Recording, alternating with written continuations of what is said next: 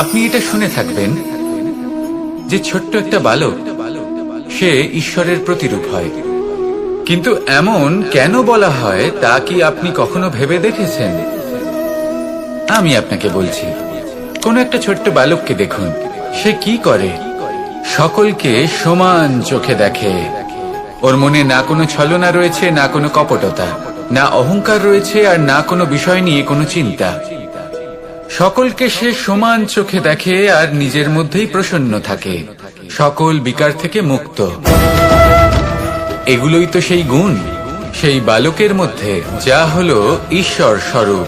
এবার ভেবে দেখুন, যদি প্রত্যেকটা মানুষ এই ছোট বালকের মতো সেই সব গুণ নিজের মধ্যে জাগ্রত করে তোলে, তাহলে কি হবে? তারাও ঈশ্বর তুল্য হয়ে উঠবে। তাই আপনিও এটাই করুন, নিজের মনকে বিকার মুক্ত করুন সেই ছোট্ট বালকের মতো। মনের মধ্যে না কোনো চিন্তা রাখবেন, না মোহ, না ক্রোধ, না কোনো রকমের ছলনা বা কপটতা। সবাইকে সমান চোখে দেখুন আর নিজের মনেই প্রসন্ন থাকতে শিখুন। এই মন প্রেমময় হয়ে বলবে, রাধা রাধা। মানুষের এই জীবন, মানুষ জন্ম নেয়, একটা নির্দিষ্ট সময়ের পরে এই সংসার ত্যাগ করে চলেও যায়। এবার শুধু এটাই আবশ্যক নয় যে এই জীবনকালকে আপনি যাপন করবেন, শুধু এটাই গুরুত্বপূর্ণ নয়। আবশ্যক এবং গুরুত্বপূর্ণ হলো এটা যে এই জীবনকালে আপনি এমন কিছু করেন যাতে এই সংসারের মঙ্গল হয়, যাতে এই সংসার আপনাকে মনে রাখে, আপনার থেকে প্রেরিত হয়, আপনার মতো হতে চায়, প্রত্যেক বছর আপনার জন্মতিথির অপেক্ষা করে, এমন ভাবে আপনার জন্মদিন পালন করে যাতে সেটা মহোৎসবের আকার ধারণ করে। এবার এই জন্মদিন এমনি এমনি মহোৎসবে পরিণত হয় না। তখন হয় না যখন কোনো ব্যক্তি রাজার রূপে বা কোনো গোয়ালার রূপে জন্মগ্রহণ করে। তখন পরিণত হয় যখন একজন মানুষ জন্মগ্রহণের পরে এই সংসারকে কোনো শিক্ষা দিয়ে যান, কিভাবে একজন মানুষ গোয়ালা থেকে রাজা হতে পারে, কিভাবে একজন মানুষ অসত্য থেকে সত্যের পথে চলতে শুরু করেন, অধর্ম থেকে ধর্মের পথে চালিত হতে পারেন, কিভাবে অন্ধকার থেকে প্রকাশের দিকে যেতে পারেন, কিভাবে নিজের আত্মাকে পরমাত্মার সাথে মিলিত করতে পারেন। তা সে রামনবমী হোক বা জন্মাষ্টমী হোক, তাদের জীবনের সাথে জড়িত প্রত্যেক মুহূর্ত একটা পরবের আকার ধারণ করে। তাহলে আপনিও এইভাবে নিজের জীবন যাপন করতে থাকুন। এই সংসারে শুধু ভালোবাসা বিতরণ করুন, কিছুটা এমন ভাবে বিতরণ করুন যাতে আপনি এই সংসার থেকে চলে যাওয়ার পরেও এই সংসারে আপনি শুধুই ভালোবাসা বিতরণ করতে পারেন। যদি আপনি এরকম করেন, সংসারকে প্রেরণা দেন, তাহলে আপনার জীবনও রাধা কৃষ্ণের প্রেমের মতোই অলৌকিক এবং দৈব হয়ে উঠবে। আসুন আর আমার সাথে ভালোবেসে বলুন, রাধা রাধা। সমস্ত মানুষের জীবন কিছুটা সমান হয়। মানুষ জন্মগ্রহণ করে, তারপর চলতে শেখে, জীবনে এগিয়ে চলে, বার্ধক্য লাভ করে, তারপর সমাপ্ত হয়ে যায়। কিন্তু সেই ব্যক্তিরা কারা যারা প্রকৃত অর্থে মনুষ্য জীবন যাপন করেন? এনারা হলেন সেই ব্যক্তি যারা পড়ে গেলেও আবার উঠে দাঁড়ানোর চেষ্টা করেন, নিজের ভেঙে পড়া অস্তিত্বকে আগলে নিয়ে আবার একটা আকার দেওয়ার চেষ্টা করেন, ভগ্ন আশাকে আবার একটা নতুন দিশা দেন। অসফল হওয়ার পরেও থামেন না, আবার এগোতে থাকেন। অসফল হওয়ার পরে যদি আপনি থেমে যান, তাহলে সাফল্য আপনার সামনে অপেক্ষা করে, কিন্তু আপনি তা দেখতে পান না।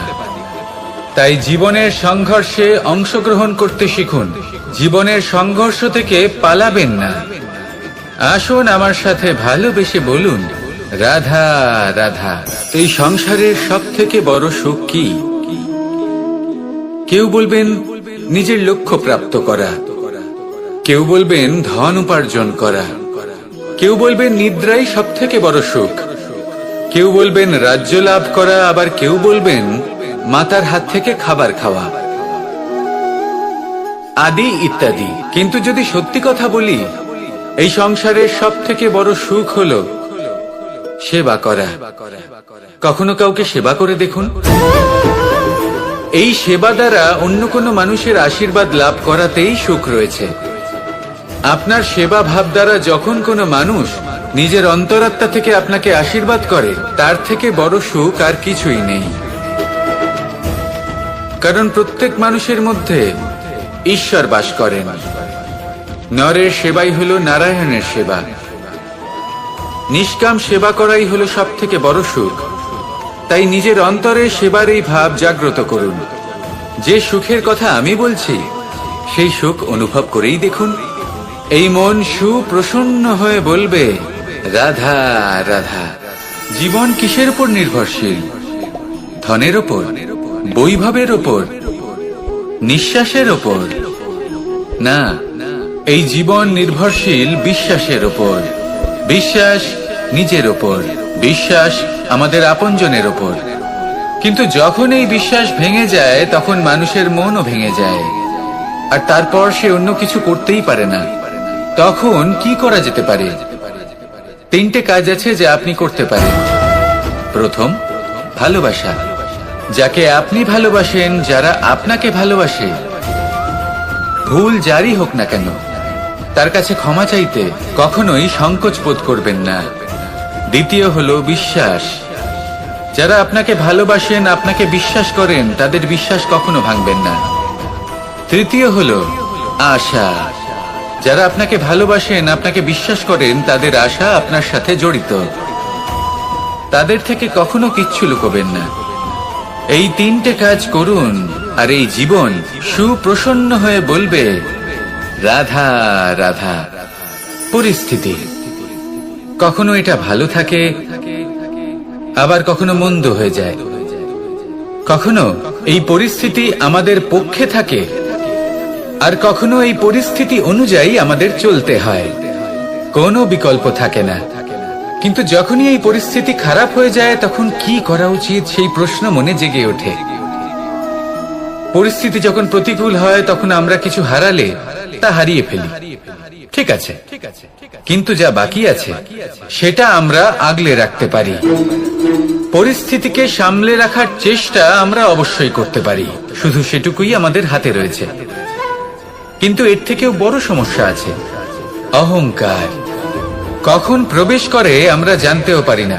এই অহংকার আপনাকে বুঝতেও দেবে না যে আপনি সত্যি কিছু হারিয়েছেন। আপনার কিছুই যাবে আসবে না।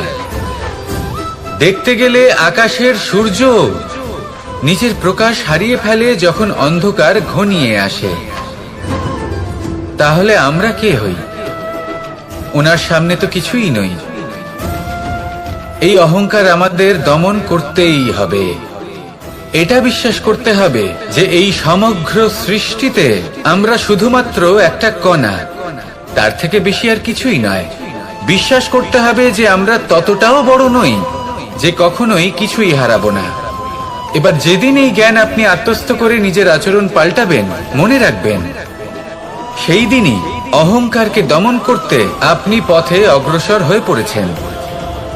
এই অহংকারকে দমন করুন, আর আমার সাথে ভালোবেসে বলুন, রাধা রাধা। বুদ্ধি আর বিবেকের পার্থক্য কোথায় তা নিয়ে এই সংসার অনেক কিছুই ভাবে।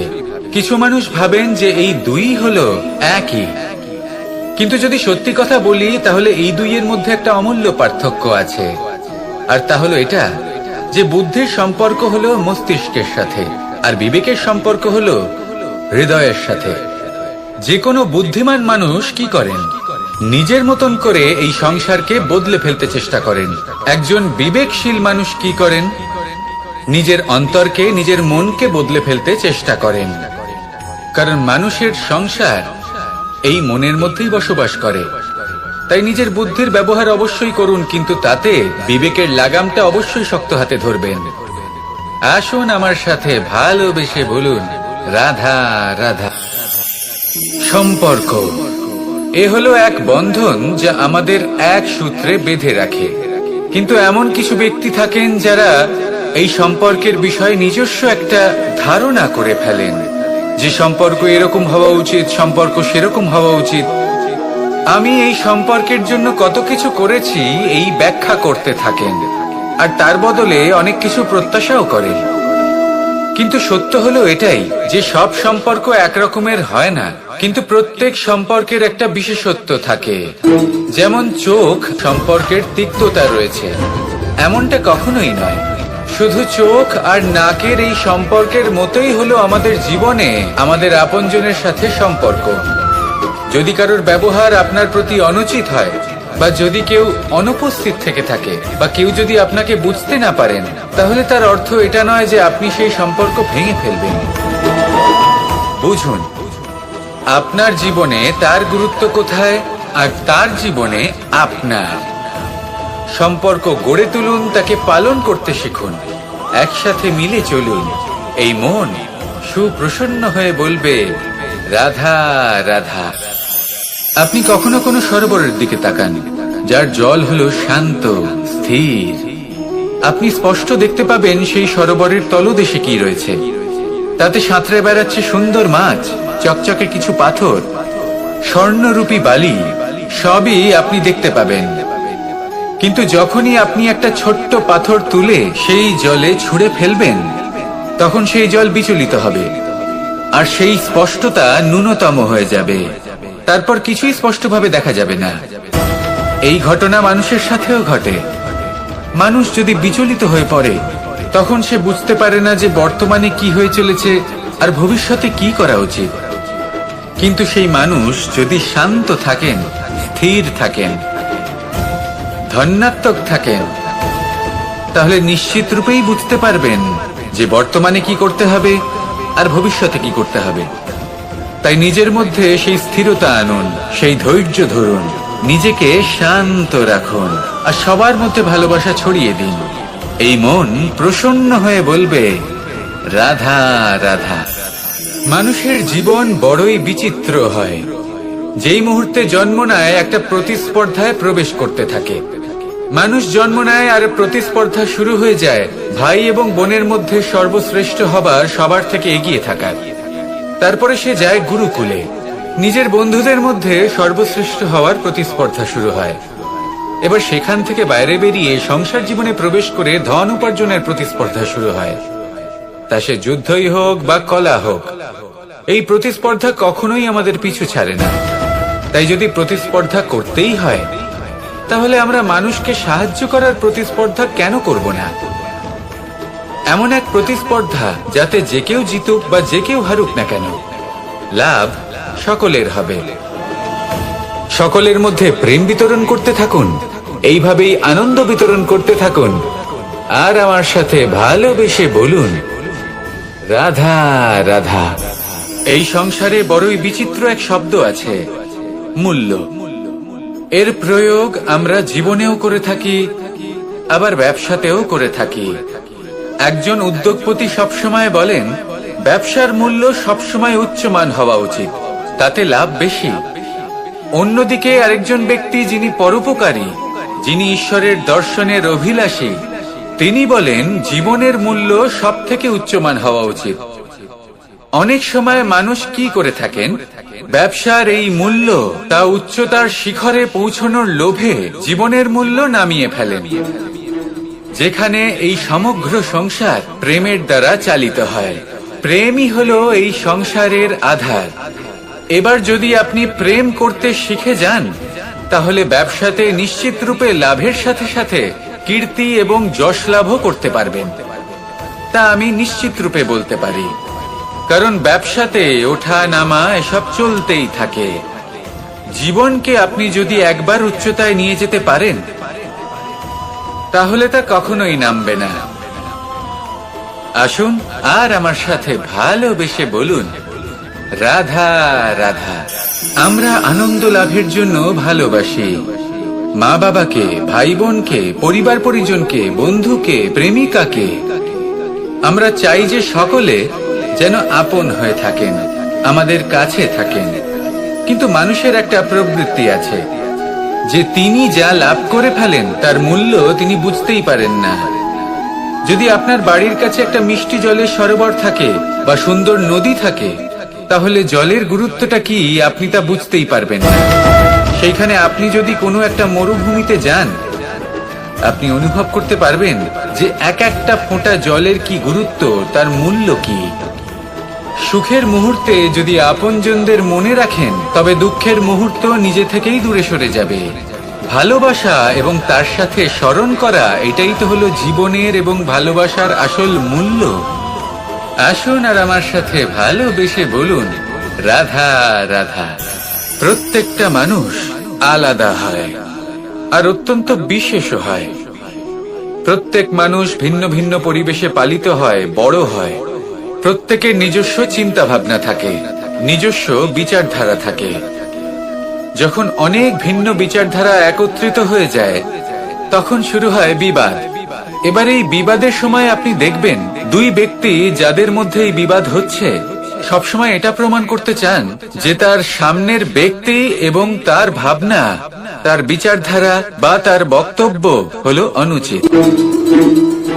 এবার এটাই যদি প্রেম পূর্বক রূপে আপনি ভেবে দেখতে চেষ্টা করেন যে সামনের ব্যক্তিটির বক্তব্য, তার মানসিকতা আসলে কি, তাতে উচিত ঠিক কি, সেটা আমরা বুঝতে পারি।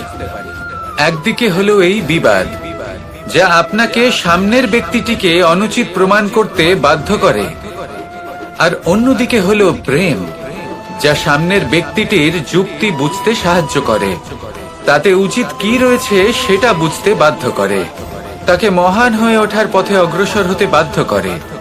তাই এই বিবাদকে ত্যাগ করুন আর প্রেমকে আপন করে নিন, আর এই প্রেম ভাব নিয়ে বলুন, রাধা রাধা।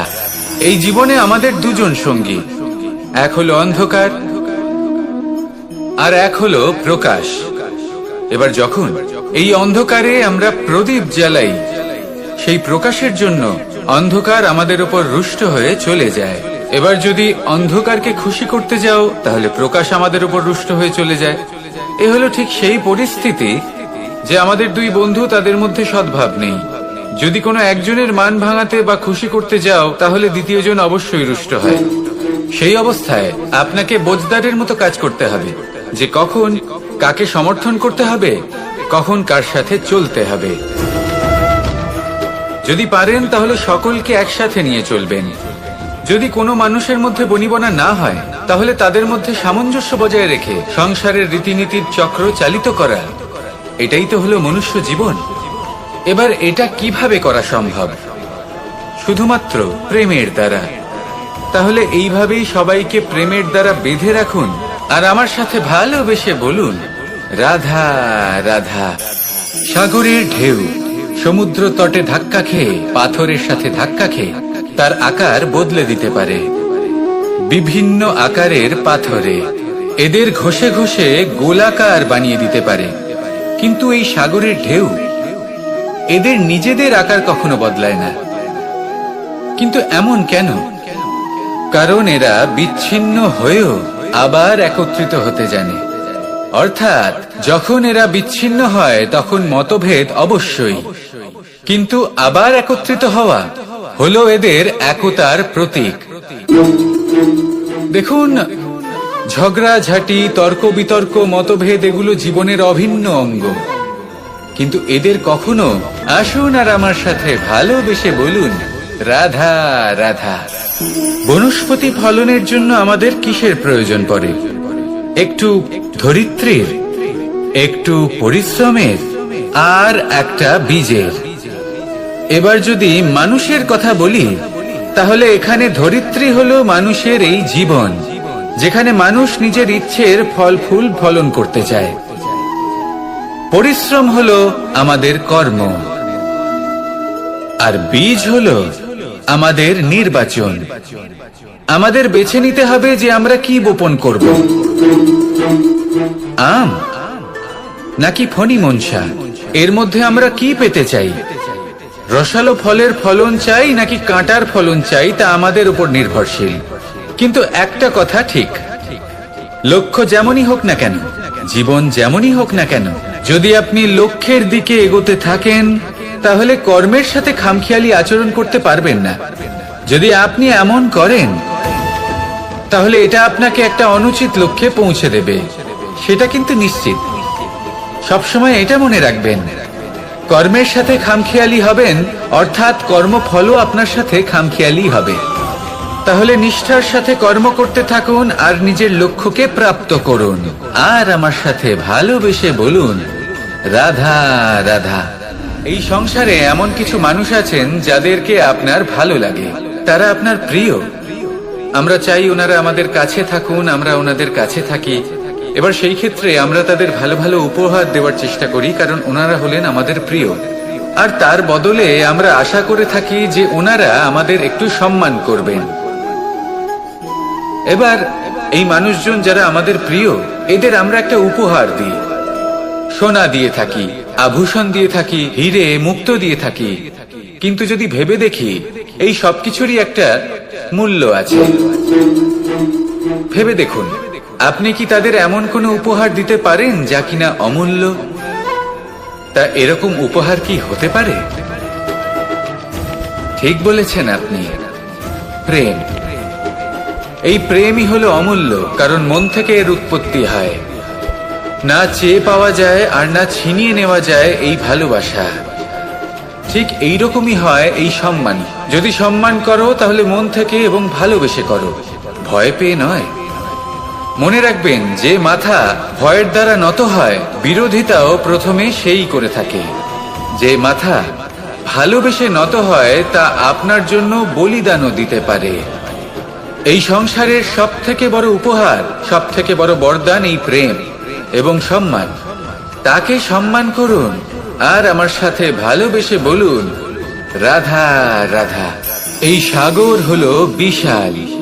কথায় আছে যে জীবনের উৎপত্তি সাগর থেকেই হয়েছে। কথাটা ঠিকও। এই সাগরই আমাদের ভিন্ন ভিন্ন ধরনের বনস্পতি প্রদান করেন, মণি এবং মুক্ত প্রদান করেন। আমরা কতটা তুচ্ছ সেই বিষয়ে আমাদের উপলব্ধি ঘটান, আমাদের প্রেরণা প্রদান করেন, যাতে আমরাও সাগরের মতো বিশাল হয়ে উঠতে পারি। এই সাগরের অনেকগুলো গুণ আছে যা আমরা শিখতে পারি। আজ আমি কথা বলবো একটা বিশেষ গুণের বিষয়। বেশিরভাগ মানুষ মালিন্য, নোংরা পদার্থ, নোংরা বস্তু, অপদ্রব্য এই সাগরে ভাসিয়ে দেন। কিন্তু সাগর এই পদার্থ নিজের মধ্যে একত্রিত করে রাখেন না, এই সব নিজের ভেতর থেকে বাইরে বের করে দেন। এ হলো অত্যন্ত শ্রেষ্ঠ একটা গুণ। কিন্তু এই কাজকেও সার্থক করার জন্য সাগরেরও একটা তটের প্রয়োজন পড়ে, যেখানে সাগর এই সব বস্তু বাইরে বের করে ফেলতে পারে। আর মানুষও ভিন্ন কিছু নন। দেখুন, মানুষেরও তো একটা তটের প্রয়োজন পড়ে। এই তট, তিনি হয়তো আমাদের গুরু হতে পারেন, আমাদের মা বাবা হতে পারেন, ভাই বা মিত্র হতে পারেন, বা হয়তো সেই সমস্যাগুলি যার থেকে আমরা দূরে পালিয়ে যাচ্ছি। কারণ যখন আপনি এই সমস্যাগুলির সম্মুখীন হবেন, শেষ পর্যন্ত আপনি শিক্ষাই পাবেন। সব থেকে বেশি গুরুত্বপূর্ণ এই মনকে পবিত্র রাখা। আর তার জন্য একটাই উপায় আছে, এই মন তার মন্থন করা। যদি এই মনের মন্থন করেন তাহলে পূর্ণরূপে পবিত্র হবেন। আর এই মন, আপনি তো জানেনই, প্রসন্ন হয়ে বলবে, রাধা রাধা। সাফল্যের বাস্তব অর্থ কি? নিজের লক্ষ্যে দৃষ্টিবদ্ধ হয়ে থাকা, প্রতিদিন তার জন্য কর্ম করা, দৃঢ় নিষ্ঠার সাথে উত্থান পতনে সামনে এগোতে থাকা, আর নিজের লক্ষ্য প্রাপ্ত করা, এটাই কি সাফল্য?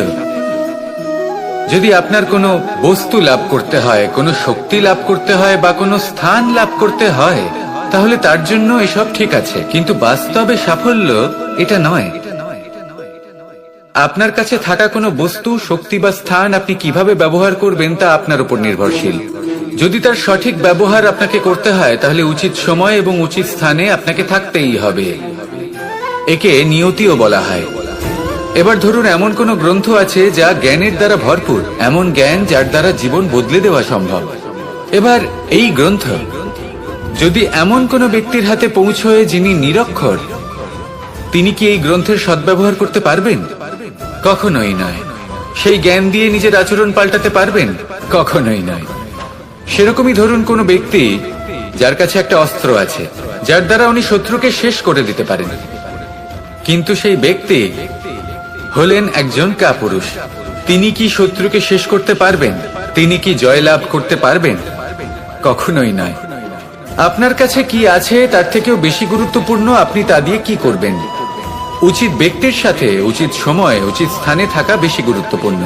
নিজের গুণের সাথে, নিজের শক্তির সাথে, নিজের জ্ঞানের সাথে উচিত সময় উচিত স্থানে অন্যের যন্ত্রণাকে দূর করা, অন্যের জীবনকে আরো সুন্দর করে তোলা, এটাই হলো সাফল্য।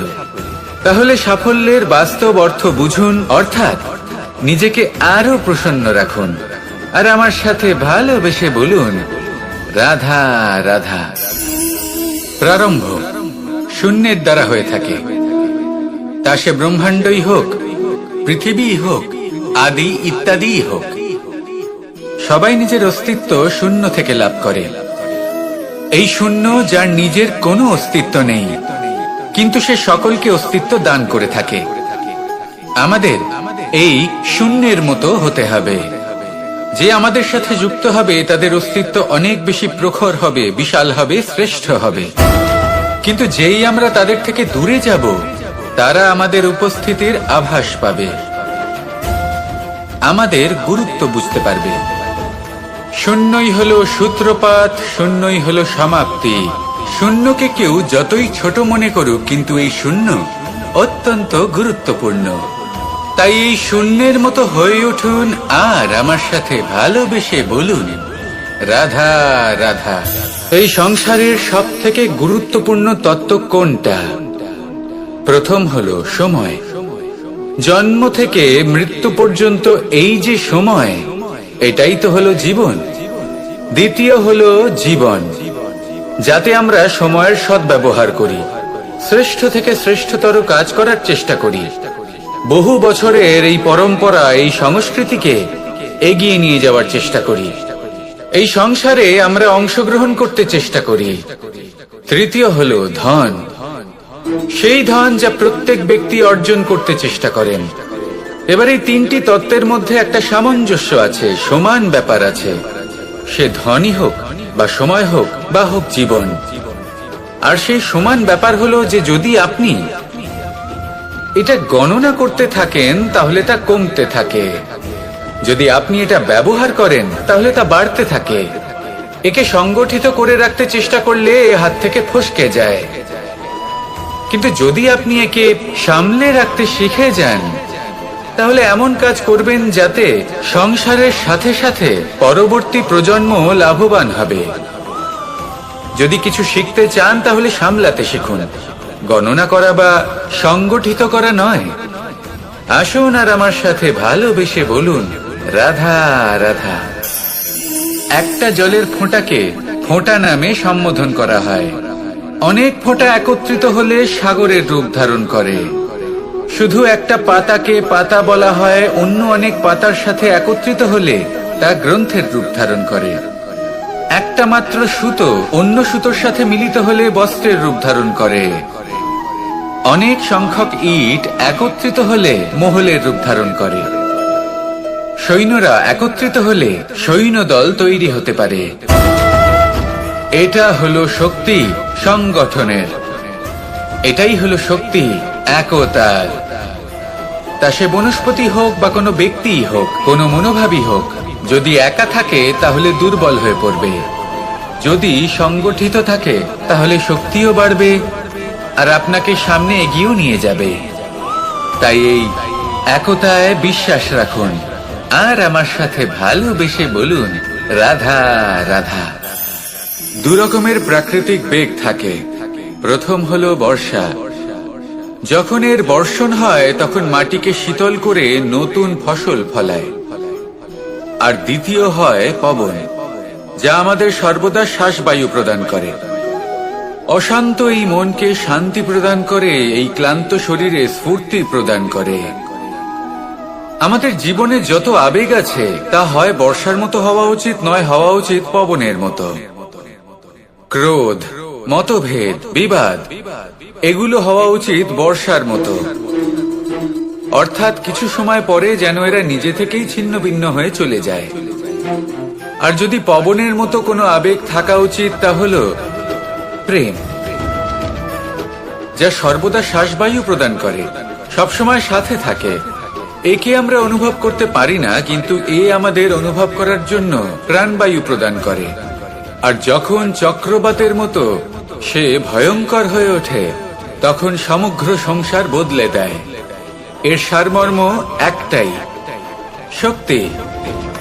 মতভেদ, ক্রোধ, বিবাদের মধ্যে নেই। শক্তি যদি থাকে, তা আছে প্রেমের মধ্যে। তাই এই প্রেমকে মনের মধ্যে রাখুন আর আমার সাথে বলুন, রাধা রাধা।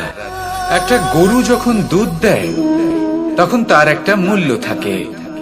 ওই দুধ থেকে যদি আপনি দই বানান, তাহলে তার মূল্য বৃদ্ধি পায়। দই থেকে যদি মাখন বানিয়ে নেন, তাহলে মূল্য আরো কিছুটা বেড়ে যায়।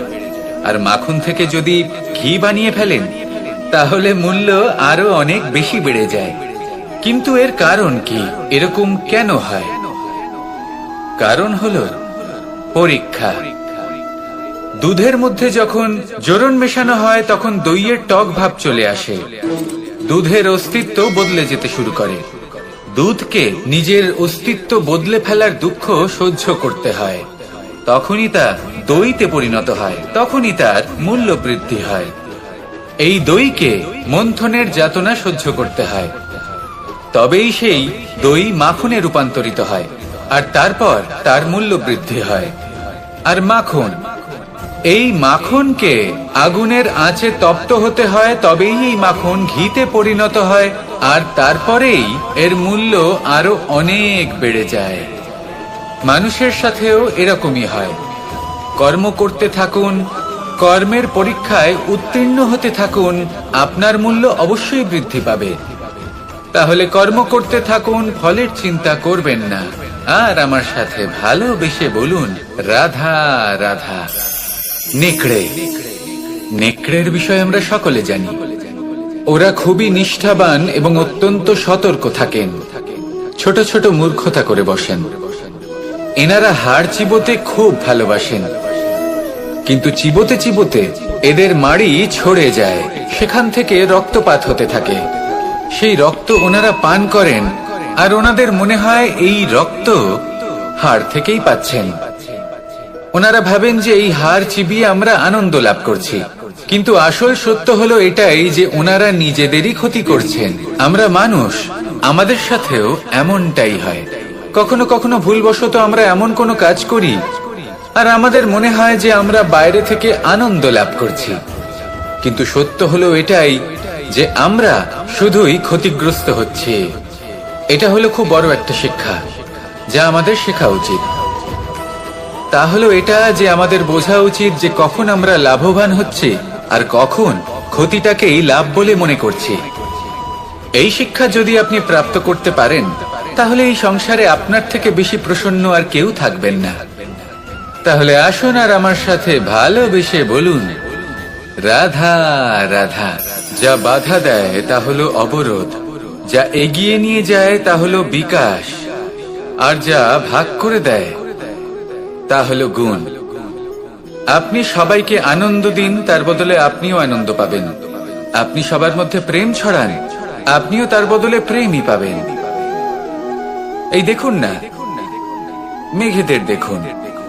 এই যে মেঘ, এই মেঘের গুণ এইটা নয় যে এরা জল সংগ্রহ করে রাখে। এদের গুণ হলো এটাই যে এই মেঘ সকলের মধ্যে জল ভাগ করে দেয়। ধরিত্রীর এবং জগতের তৃষ্ণা নিবারণ হয়। সূর্য, সূর্যের গুণ এইটা নয় যে সে সব থেকে বেশি তেজস্বী। তার গুণ হলো এটাই যে সে নিজের তেজ সবার মধ্যে ভাগ করে দিতে পারে। ঠিক সেইভাবেই জীবনে আনন্দ, উল্লাস, প্রেম, এই সব কিছুই ভাগ করে নিতে শিখুন। এটাই হলো একটা গুণ, আর তার বদলে আপনি দ্বিগুণ আনন্দ, দ্বিগুণ উল্লাস, দ্বিগুণ প্রেম অবশ্যই পাবেন। যদি আপনি এই সবকিছু নিজের কাছেই জমিয়ে রাখেন, তাহলে আপনি নিজের বিকাশে নিজেই বাধা দেবেন। আসুন আর আমার সাথে ভালোবেসে বলুন, রাধা রাধা। আপনি কখনো মাখনের হাঁড়ি ভেঙেছেন?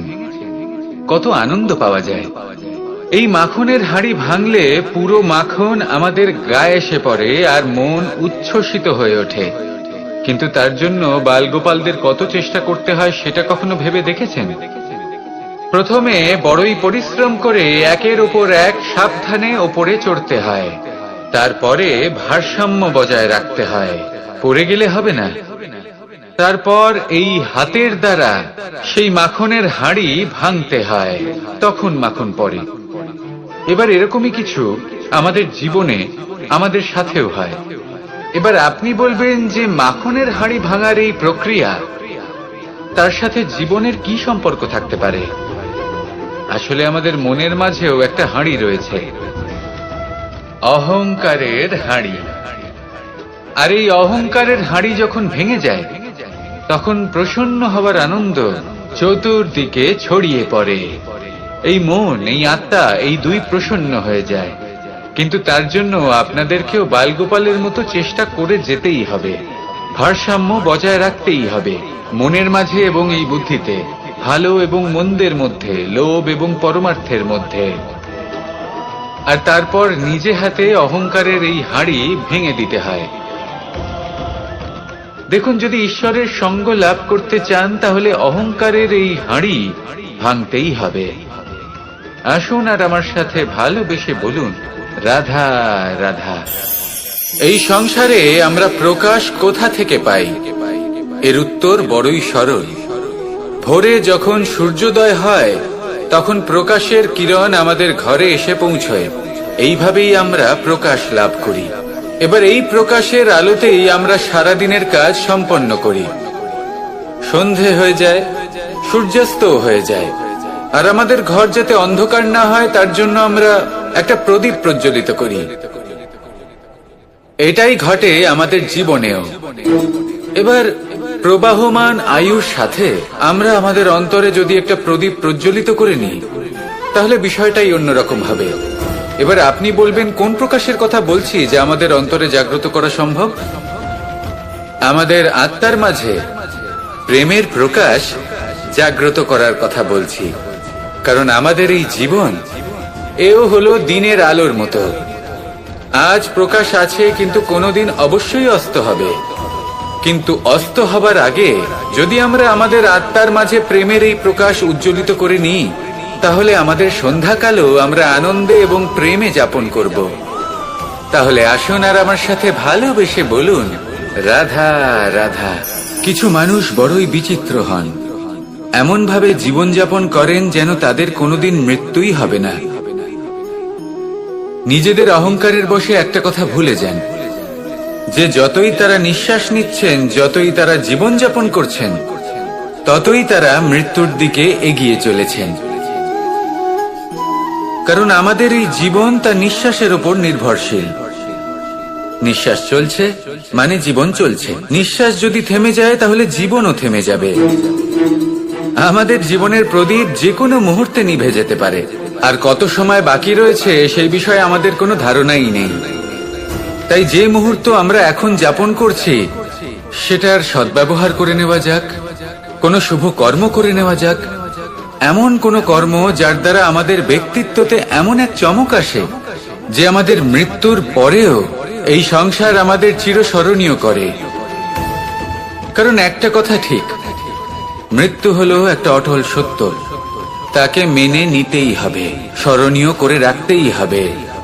যে সময় আছে তার সদ্ব্যবহার করুন আর আমার সাথে ভালোবেসে বলুন, রাধা রাধা। মুঠো হাতের শক্তি বেশি, মুঠো খুললেই তা দুর্বল। তা এমন কি থাকা উচিত এই বন্ধ মুঠোয় যা লাখের সমান? মানসিকতা এবং স্বপ্ন। মানুষ জন্মগ্রহণ করে, তার মানসিকতা সময়ের সাথে উন্নত হয়। মানসিকতা অনুযায়ী সে স্বপ্ন দেখে, আর সেই স্বপ্ন সার্থক করতে সে পরিশ্রম করতে থাকে। কিন্তু খুব গুরুত্বপূর্ণ একটা কথা আছে যা আপনার মনে রাখা উচিত। আপনার এই মানসিকতা, আপনার এই স্বপ্ন, তা যেন আপনার নিয়ন্ত্রণে থাকে। আপনার বন্ধ মুঠোয় যেন এর লাগাম থাকে, আপনি যেন এর প্রভু হন। যদি তা হয়, তবেই আপনি লাভবান হবেন। যদি এরা আপনাকে নিয়ন্ত্রণ করতে থাকে, যদি আপনার মুঠো খুলে যায়, না পথ আপনার নিয়ন্ত্রণে থাকবে, না মানসিকতা থাকবে, না স্বপ্ন নিয়ন্ত্রণে থাকবে। আর যদি তাই হয়, তাহলে আপনি আপনার ভবিষ্যৎ নষ্ট করে ফেলবেন। তাই নিয়ন্ত্রণ করতে শিখুন নিজের বিচার বুদ্ধি, নিজের মানসিকতা, নিজের স্বপ্নকে। নিজের এই স্বপ্ন পূরণ করুন আর আমার সাথে ভালোবেসে বলুন, রাধা রাধা।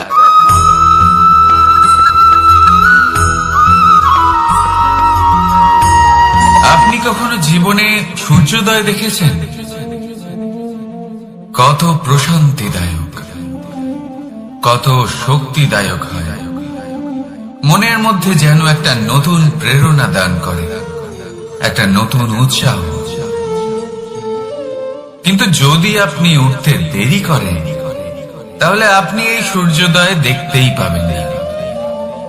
ঠিক এরকমই হয় আমাদের জীবনেও। সুযোগ সূর্যোদয়ের মতো। যদি আপনি আপনার জীবনে দরকারের চেয়ে বেশি অপেক্ষা করেন এই সুযোগের সদ্ব্যবহার করতে, তাহলে এই সুযোগ আপনার অপেক্ষা কখনোই করবে না, তা চলে যাবে। সেই জন্য এদের সামনে রাখুন। সঠিক সময় আসলে এই সুযোগের সদ্ব্যবহার করুন, নিজের কর্মকে সম্পূর্ণরূপে সার্থক করুন। এটাকে এক মুহূর্তের মতো দেখুন। যদি এরকম করেন, তাহলে জীবনও সূর্যোদয়ের মতোই হবে। এতে সন্তুষ্টি থাকবে, গৌরব থাকবে, আর থাকবে শান্তি। রাধা রাধা। আমরা জীবনে এমন অনেক মানুষকে চিনি যারা অত্যন্ত শক্তিশালী, নিজের পরীক্ষা দিতে কখনো পিছপা হন না, খুব কঠোর হন, আত্মপ্রত্যয়ী হন, কিন্তু তাও তারা সাফল্য পান না। কেন? কি কারণ হতে পারে এর? লৌহ মানবের মতো ব্যক্তিত্বের অধিকারী হওয়া সত্ত্বেও তারা সফলতা কেন লাভ করেন না? এবার এটার উত্তর তাদের ব্যক্তিত্বের মধ্যেই লুকিয়ে রয়েছে। লৌহ মানব, লোহা। আপনি কখনো লোহাকে দেখে থাকবেন, অত্যন্ত শক্তিশালী, অত্যন্ত কঠিন, কিন্তু শুধু তখনই যখন সেটা শান্ত থাকে, শীতল থাকে। তাকে উত্তপ্ত করুন, তা আর কঠিন থাকবে না। তার উপরে এক আঘাত করুন আর তার আকৃতি বদলে যাবে। বুঝলেন? যদি আপনিও জীবনে নিজের শক্তি দিয়ে, নিজের নিরন্তর প্রচেষ্টা দিয়ে বড় কিছু করতে চান, তাহলে সর্বপ্রথম একে শান্ত করে রাখুন, একে শীতল করে রাখুন। জীবনে যা পেয়েছেন তাতেই সন্তুষ্টি পেতে শিখুন। এই ক্রোধের তাপে নিজেকে বদলাবেন না। চিনতে শিখুন সেই চিন্তাগুলো যা ক্রোধ বাড়িয়ে দেয়, আর সেগুলোকে শেষ করে দিন, নয়তো সেই রাগ আপনার পতন অবশ্যই ঘটাবে। রাধা রাধা। আমরা অনেকবার লোকের থেকে এই কথা শুনেছি, জীবনে যখনই ধন অর্জন করবে বাঁচিয়ে রাখবে। কি হয়, কঠিন পরিস্থিতিতে আপনার খারাপ সময় তা আপনার কাজে আসে। কিন্তু এই কথা কি 100% সত্যি? ভাবুন, এই সমস্ত ধন যা আপনি অর্জন করেছেন তা কি আপনাকে সুস্বাস্থ্য দিতে পারবে? এই সমস্ত ধন কি আপনাকে সুখ এনে দিতে পারবে? পারবে না, তাই না? চলুন আমি আপনাকে একটা কথা বলব। পরমেশ্বর, ঈশ্বর, যদি এই ঈশ্বরের উপর আপনি বিশ্বাস রাখেন, সর্বদাই ভালো কাজ করেন, সবার মধ্যে প্রেম ছড়িয়ে দেন, আর সবার জন্য শুধু ও শুধুমাত্র শুভ কামনা করেন, তাহলে আপনার সাথে কখনো কোনো খারাপ হতে পারে না। তাই সময় বদলান, সময় বদলানোর উপকরণ নয়। আর ভালোবেসে বলি রাধা রাধা। অনেকবার আমাদের দৃষ্টিভঙ্গি এমন হয়ে থাকে যে আমাদের আসল সত্যের থেকে অনেকটা দূরে নিয়ে যায়। আমরা যেরকম দেখি সেরকম সবসময় হয় না। এবারে দেখুন না, আমরা মানুষেরা আমাদের ভালো লাগে, আমরা কোথাও গেলাম, আমাদের স্বাগত জানানো হলো, আমাদের প্রশংসা করা হলো, কেউ আমাদের দিকে হাসি মুখে তাকালো, আমাদের ভালোবাসলো, আমাদের ভালো লাগে। কিন্তু যদি কেউ ক্রুদ্ধ হয়, কটাক্ষ করে, ব্যঙ্গ করে, তাহলে আমরা তক্ষুনি তাকে নিজের শত্রু ভেবে ফেলি, তার উপরে ক্রুদ্ধ হয়ে যাই। একটা কথা মনে রাখবেন, এই হাসি সবার জন্যই হয়। আপনি তাদেরকেও হাসি উপহার দিতে পারেন যাদের আপনি চেনেন, তাদেরও দিতে পারেন যাদের আপনি চেনেন না, ছোটদের দিতে পারেন, বড়দের দিতে পারেন, সবার জন্যই হলো এই হাসি। কিন্তু ক্রোধ, ক্রোধ তাদের উপরেই আসে যাদের আমরা জীবনে কখনো হারাতে চাই না, যাদেরকে আমরা অসম্ভব ভালোবাসি, যাদের জন্য আমরা আশা করি যে তাদের জীবনের পরবর্তী সময় সব সময় সুখময় হোক, উজ্জ্বল হোক। সেই জন্য আপনার জীবনের সমস্ত সেই ব্যক্তি যারা আপনার উপরে ক্রুদ্ধ হন, কটাক্ষ করেন, জরুরি নয় তিনি আপনার শত্রুই হবেন। হতে পারে সে হলো আপনার শুভাকাঙ্ক্ষী, যিনি আপনার শুধুমাত্র ভালোই চান, যিনি আপনার জন্য একটা সুন্দর ভবিষ্যৎ চান। সেই জন্য সব সময় মন দিয়ে অন্যের কথা বোঝার প্রয়াস করুন। আপনি জানতে পারবেন তাদের কর্মের ধর্ম কি হতে পারে, আপনি জানতে পারবেন তাদের ক্রোধের মর্ম কি হতে পারে। রাধা রাধা। জীবনের এই পথে এগোতে এগোতে আমরা কোথাও থেমে যাই, আমরা জানি না কেন। আমরা চেষ্টা করি যেন আমরা সামনে এগোতে পারি, কিন্তু এরকম হয় না। কি কারণ হতে পারে?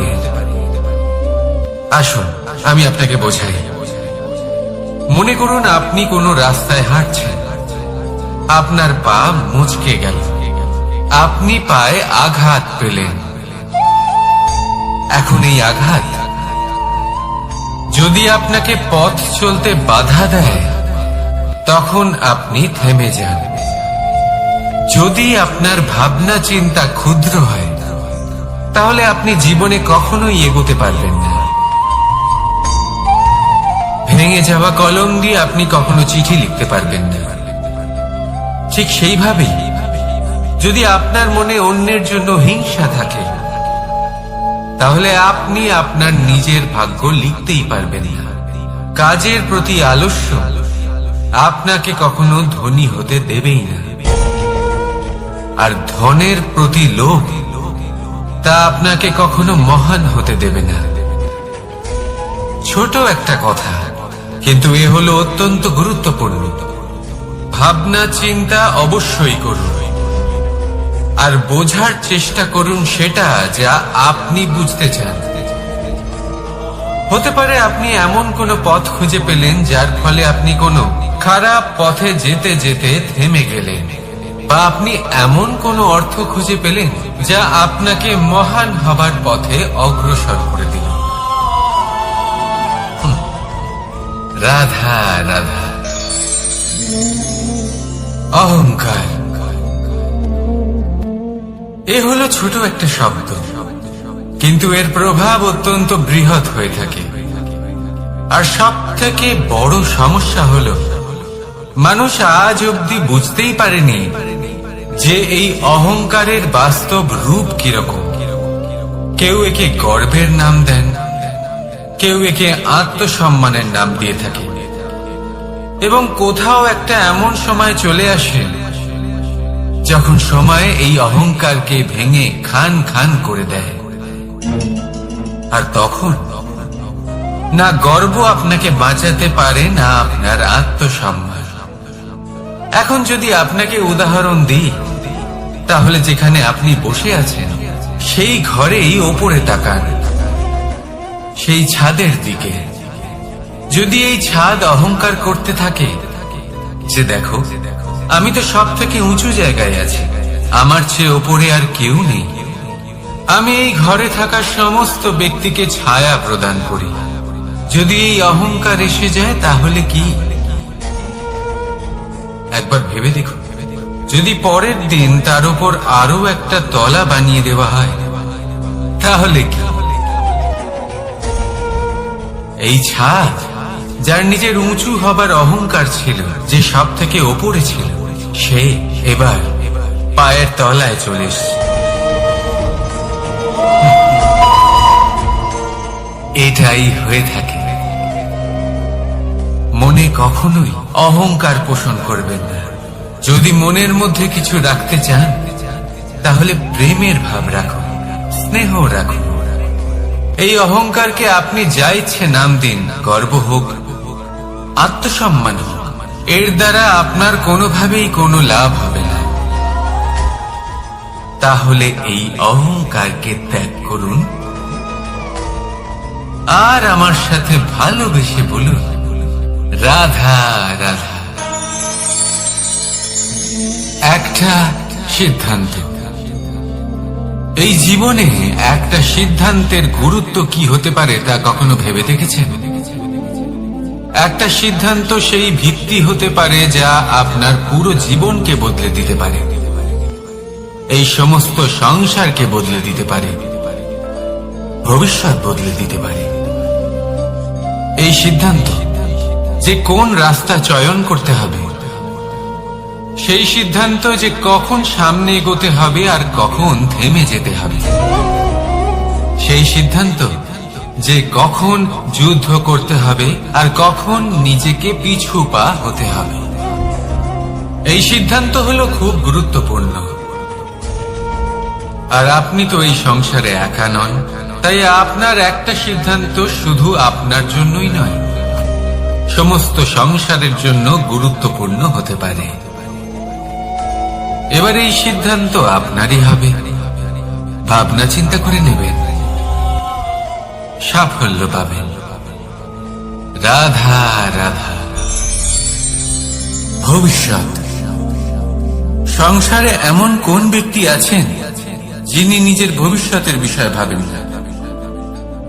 যে কেউ ভাবেন আমার ভবিষ্যৎ কিছু এরকম ভাবে, আমি ভবিষ্যতে এরকম কিছু একটা করব, এই সুবিধা থাকবে, এই আনন্দ পাবো, ইত্যাদি ইত্যাদি। কিন্তু সত্যি বলি, ভবিষ্যতের থেকে বড় ভণ্ড আর কেউ নেই। ভবিষ্যৎ আপনাকে ছেড়ে চলে যাবে, আপনি জানতেও পারবেন না। ভবিষ্যৎ আপনার থেকে আপনার বর্তমান কেড়ে নেবে।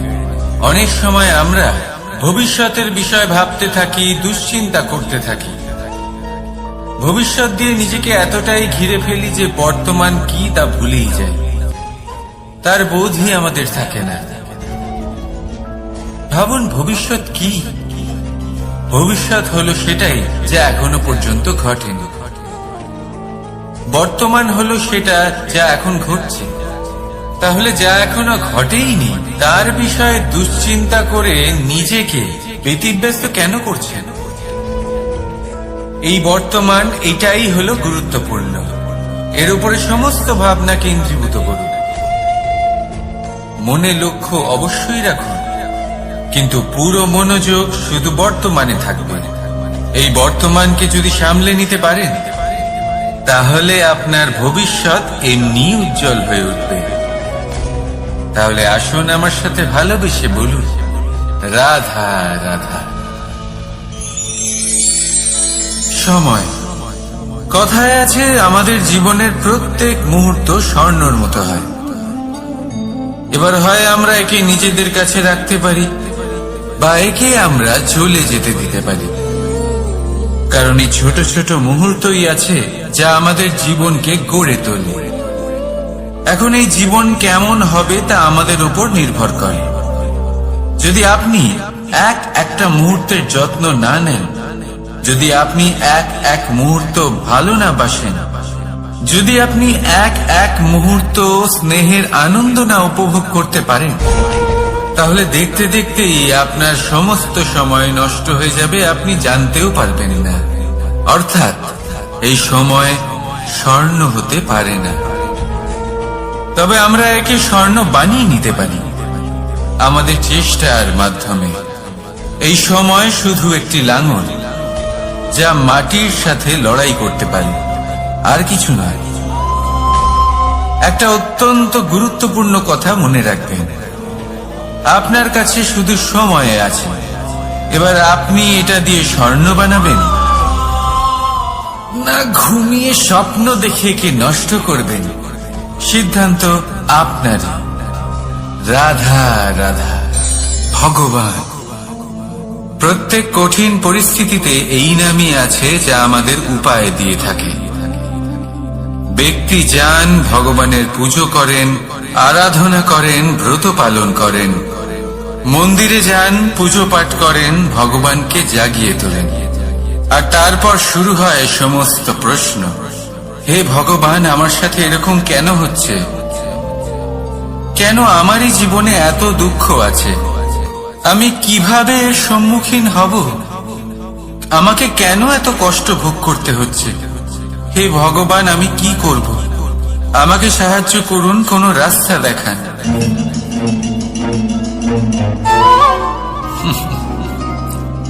চলুন আমি আপনাকে একটা প্রশ্ন করি। মন্দিরে যাওয়ার চেষ্টা করার আগে আপনি কি জীবনে ততটা চেষ্টা করেছেন যতটা সেই সমস্যাকে দূর করার জন্য দরকার ছিল? দ্বিতীয় প্রশ্ন, ভগবানকে জাগানোর পূর্বে আপনি কি নিজেকে জাগিয়ে তুলেছেন? আপনি কি আলস্য ত্যাগ করছেন? তৃতীয় প্রশ্ন, ভগবানকে জিজ্ঞাসা করার আগে আপনি কি নিজেকে জিজ্ঞাসা করেছেন যে আমি কেন এত অসফল হচ্ছি? যদি না করে থাকেন তাহলে সবার আগে এটা করুন। আপনি সমস্ত প্রশ্নের উত্তর পাবেন, সমস্ত বিপদের পরিত্রাণ পাবেন। অন্য কোথাও নয়, নিজের ভেতরে তাকিয়ে দেখুন। চেষ্টা করুন নিজেকে জাগিয়ে তোলার। আপনি সফল অবশ্যই হবেন, কারণ এই পরমাত্মা, ওই পরমেশ্বর, ওই পরব্রহ্ম আপনার মধ্যেই তো আছে। রাধা রাধা। নাম। জন্মগ্রহণের পর মানুষের জন্য এই নাম অত্যন্ত গুরুত্বপূর্ণ হয়। মাতা, পিতা, পুরোহিত সকলেই সেই অক্ষর খুঁজতে শুরু করেন যা দিয়ে আপনার নাম শুরু হবে। কিন্তু নাম আর রাশি এক হয়ে গেলেই কি সব কিছু ঠিক হয়ে যায়? কখনোই নয়, কারণ আপনার কর্মই হলো সব থেকে গুরুত্বপূর্ণ, আর কিছুই নয়। দেখুন, এই নিয়তিও আপনার কর্ম অনুযায়ী আপনার ভবিষ্যৎ সুনিশ্চিত করে। যদি আপনাকে উদাহরণ দিই তাহলে ভাবুন, একদিকে ছিলেন রাম আর অন্যদিকে রাবণ। দুজনেরই নাম শুরু হয় র দিয়ে, কিন্তু একজন পেলেন এক ভয়ানক পরিণতি আর অন্যজন সমগ্র সংসারের মনে চিরস্মরণীয় হলেন। তাহলে মনে রাখবেন, নাম নয়, কর্মই হলো শ্রেষ্ঠ। আর যদি তা শ্রেষ্ঠ হয় তাহলে আপনার নাম এমন স্থানে পৌঁছবে যা সংসারের কেউ মুছে ফেলতে পারবে না। তাহলে আসুন আমার সাথে ভালোবেসে বলুন, রাধা রাধা। অনেক সময় যখন আমরা কর্ম করি, সাফল্য লাভ করি, কঠিন পরীক্ষায় উত্তীর্ণ হই, বড় কাজ করি, আমাদের মনে হয় এই সংসার আমাদের একটু প্রশংসা করুক, ভালো লাগে। অনেকবার মনে হয় এটা হলো আমাদের কর্মের ফলই বটে, আমরা আনন্দ পাই। কিন্তু যখন আমরা এই প্রশংসা পাই না, তখন কি হয়? আমরা দুঃখী হয়ে যাই, ভেঙে পড়ি। মনে হয় যেন আমার জন্য কেউ চিন্তাই করে না, এমন মনে হয় যেন আমাদের আনন্দে অন্য কেউ আনন্দই পায় না। অনেক রকম ভাবনা আসে। কিন্তু আমি আপনাকে একটা প্রশ্ন করতে চাই, আপনি যে কাজই করেন না কেন, যে কর্মই করেন না কেন, তা কি শুধুমাত্র প্রশংসার জন্য করেন? যদি এরকম হয়ে থাকে তাহলে সেই ভাবনা এক্ষুনি ত্যাগ করুন, কারণ এই প্রকৃতি আমাদের অন্য শিক্ষা দেয়।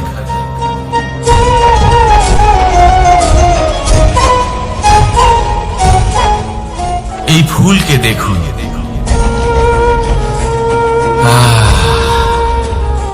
এই যে ফুলের সুবাস, যা আমার মনকে উচ্ছ্বসিত করে তোলে, মনে শক্তি সঞ্চার করে, এই সুগন্ধ। কিন্তু ভেবে দেখুন, ফুলের কিন্তু এই কাজ করার জন্য কোনো প্রশংসারই প্রয়োজন হয় না।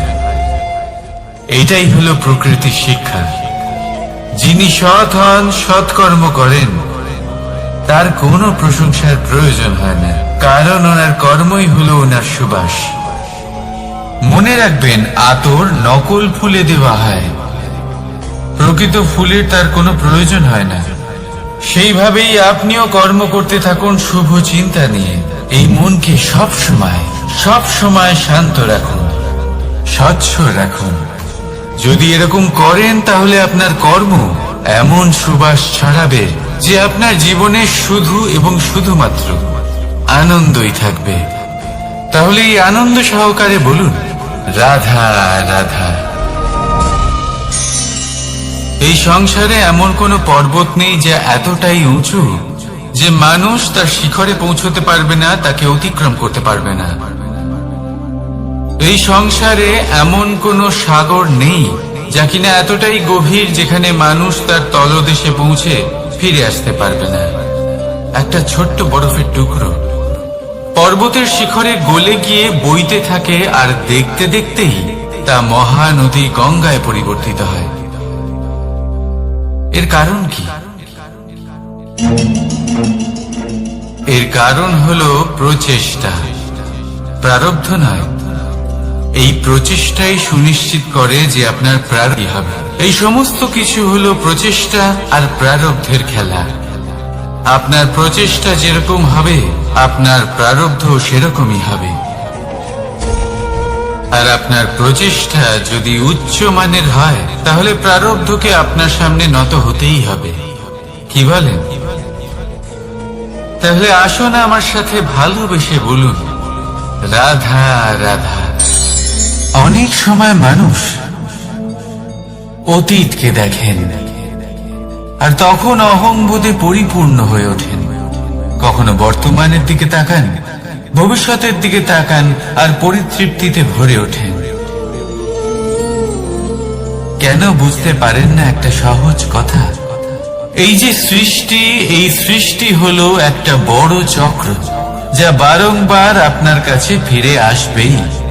কঠিন থেকে কঠিনতর পরীক্ষায় আপনাকে নিযুক্ত করবে, যাতে আপনাকে উত্তীর্ণ হতেই হবে। যা কাল ছিল তা আজ নেই, এটা সবাই জানেন। যা আজ আছে তা হয়তো কাল থাকবে না, এটাও আপনাকে মেনে নিতে হবে, তাও আবার হাসি। আপনি কখনো কোনো সাধারণ পাখি দেখেছেন? যেমন বাবুই। সে কি করে? সে কোনো গাছের ডালে নিজের বাসা বানায়। এবার সেইখানে বাসা বানানো সহজ ব্যাপার, কারণ সামগ্রী আশেপাশেই পাওয়া যায়। কিন্তু সমস্যা হলো আক্রমণ। কোন সাপ বা অন্য কোনো পশু ওর বাসাতে ওর সন্তানদের উপর না আক্রমণ করে বসে, এই ভয় তার সব সময় থাকে। আর এটা সব থেকে কঠিন ব্যাপার এদের জন্য, নিজের বাসায় নিজের সন্তানদের সুরক্ষা। আর বাজ পাখি যদি আমরা বাজের কথা বলি তাহলে তারা কি করে? বাজ পাখি কোনো উঁচু পাহাড়ের শিখরে কোনো পাথরের খাঁজে নিজের বাসা তৈরি করে। এবার ওখানে বাসা বানানো একেবারেই সহজ ব্যাপার নয়, কারণ সামগ্রী আশেপাশে পাওয়া যায় না, দূর থেকে নিয়ে আসতে হয়। কিন্তু সেইখানে আক্রমণের ভয়ও কখনোই থাকে না। এইভাবে উচিত রূপে ও নিজের বাসা রক্ষা করতে পারে, নিজের সন্তানদের রক্ষা করতে পারে। এর সারমর্ম হলো এটাই, যদি সমস্যা বড় হয় তাহলে সমাধানও উচ্চমানের হওয়া উচিত। একটা বাজ পাখির মতো ভাবা আরম্ভ করে দিন, জীবনে যে কোনো সমস্যা ছোট মনে হবে। রাধা রাধা।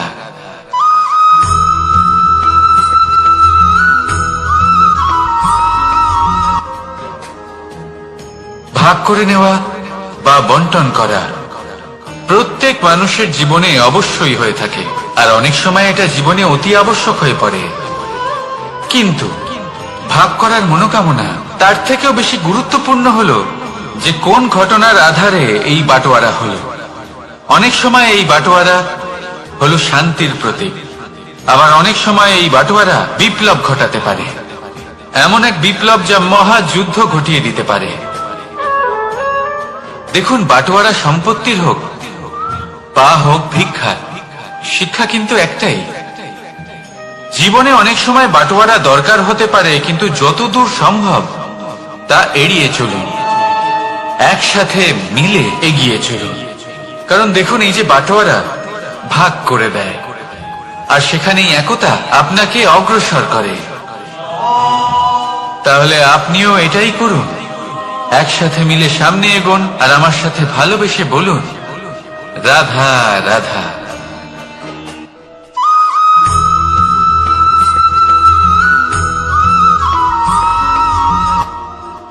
জীবনে এমন কিছু কাজ রয়েছে যা আপনাকে একাই করতে হয়, আর এমন কিছু কাজ রয়েছে যা আপনাকে একসাথে মিলে করতে হয়, একজোট হয়ে, সঙ্গবদ্ধ হয়ে। এবার সঙ্গবদ্ধ বলতে কি বোঝাতে চাইছি? আমি তাদের কথা বলছি না যারা বাস্তবিকভাবে একে অপরের সাথে কাজ করেন, আমি তাদের কথা বলছি যারা একে অপরের থেকে দূরে থেকেও একে অপরকে বিশ্বাস করেন। আমি আগেও বলেছিলাম, সমস্ত বিশ্বের আশা বিশ্বাসেই বসবাস করে, তাই না? তাই যেখানে সমস্ত বিশ্ব আছে, সমস্ত সংসার আছে, সেইখানেই বিশ্বাস রয়েছে। তাই আপনার আশেপাশে এমন দল সঙ্গবদ্ধ করুন যাদের আপনার উপর বিশ্বাস আছে আর যাদেরকে আপনি বিশ্বাস করতে পারেন। তাহলে আসুন আর আমার সাথে ভালোবেসে বলুন রাধা রাধা।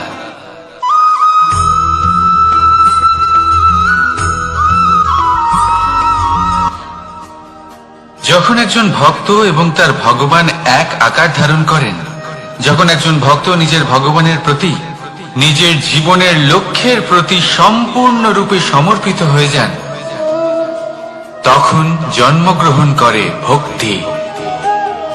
আর তখন সংসারের সমস্ত আশা তিনি ত্যাগ করতে পারেন। সমস্ত আশা শেষ হতে পারে, কিন্তু মানুষের সঙ্গ ভক্তি কখনো ত্যাগ করে না।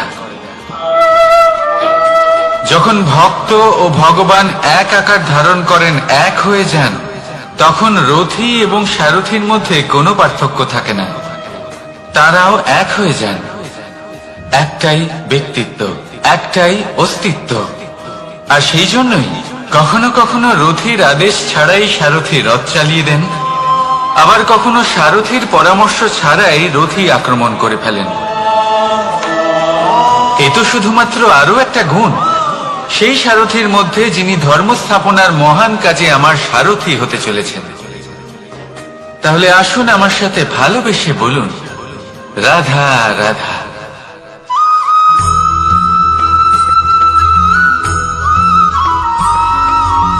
আমরা যে মানুষকে চাই, যাকে আমরা ভালোবাসি, তাকে একটা উপহার অবশ্যই দিতে চাই। এমন এক উপহার যা ওনার ভালো লাগবে, যা শ্রেষ্ঠ হবে, অতি প্রিয় হবে, বহুমূল্য হবে, বা বলতে পারেন মূল্যবান হবে। তাই আমরা কি করি? আমরা বাজারে যাই, তার জন্য স্বর্ণ, আভূষণ, হিরে, মুক্তো এইসব নিয়ে আসি। কিন্তু এটাই কি সর্বশ্রেষ্ঠ উপহার? কখনোই না।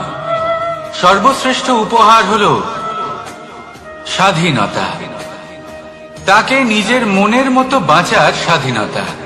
যদি আপনি কাউকে স্বাধীনতা না দিতে পারেন, তাহলে সে কোথাও না কোথাও বন্দী হয়ে যায়, তার বিকাশ কোথাও না কোথাও আটকে যায়।